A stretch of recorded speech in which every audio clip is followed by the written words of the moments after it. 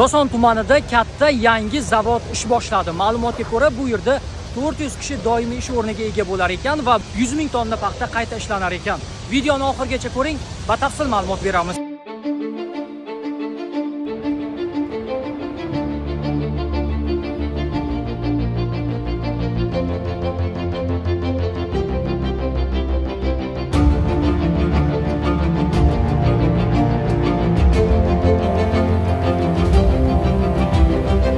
Tanishing, bu korxona Koson tumanining Jarqum hududida barpo etildi. Loyiha esa xitoyliklarning Qashqadaryo Jingu korxonasi tomonidan 45 million AQSh dollari qiymatida tashkil etildi.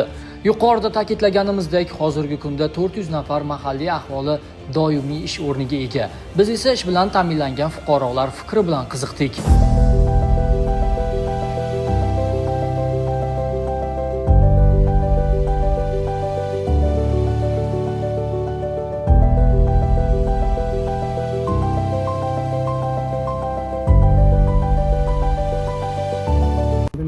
Ishsiz edik, mana shu yerlarda zavod ochib, paxta toshish bo'yicha texnikalariga haydab ishli bo'lib qoldik.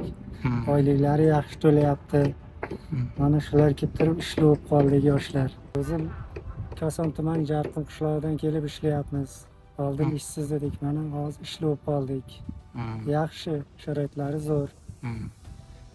Qishloq boshqa aholisi ham ish bilan ta'minlandimi? Ha, hamma aholilardan ishchilar ishga olyapti. Qishloqdan boshqa yoshlar ham hamma ishli bo'lyapti, yaxshi. Oyliklar vaqtiga beryapti. Yaxshi hozircha. Yana nima sharoitlar bor? Sharoit, hamma sharoit yaratib beryapmiz. Talab qilsak, talabimizni qoniqtiryapti. Hammasi yaxshi qilyapti. Hokim buvamiz qarab o'zi yordam qilib boshqarib turibdi.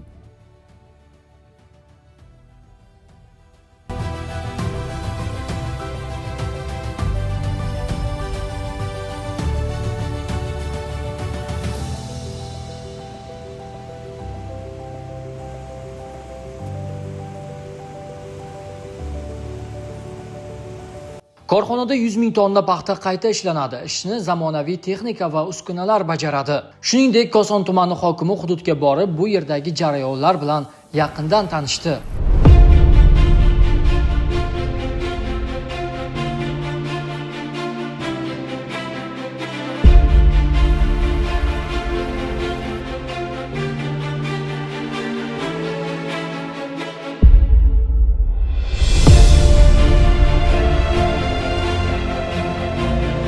Alohida ta'kidlash joiz, bu hudud bir vaqtlari qarovsiz edi. Yer maydoni foydalanishdan chiqqani bois undan foydalanish imkoniyati ham yo'q edi.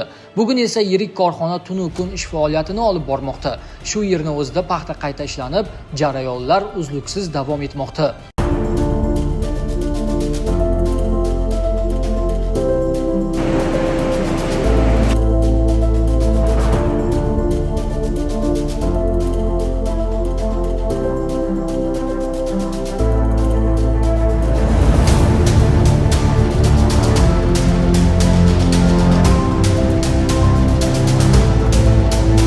Koson tumanida yashayman, Andabozor qishlog'ida.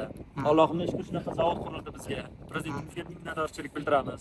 200 ta 300 ta odamimiz ishlayapti. Hokim buvamizga rahmat. Shunchalik sharoit yaratib berganiga prezidentimizga xursandmiz. Ro'zg'orimda kamchilik bordi, zo'r. 6 million oylik olaman. Allohga ming qarla shukr. Bunga yetkazganiga. Ish og'ir emasmi? Yo'q, ish og'ir emas, zo'r. Ovqatimizni beradi, Xudoga shukr. Oddiy cho'lida beriladi. Hech narsa o'smasdi. Chakalaza zo'r edi. Hech kim o'ylagani yo'q, bunday zavod quriladi, bunday sharoitlar bo'ladi deb hech kim o'ylagani yo'q. Juda xalqimiz minnatdor. Biror ishlik, biror ro'zg'orini boqyapti.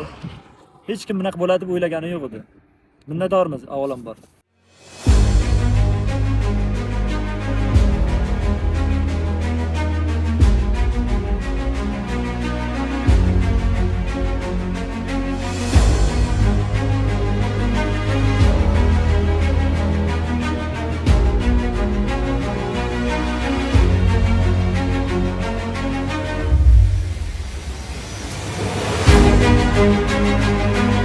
Bu Bu kabi yirik korxonalarning ishga tushishi aholi bandligini ta'minlash bilan birga paxtani qayta ishlash jarayonini ancha osonlashtiradi.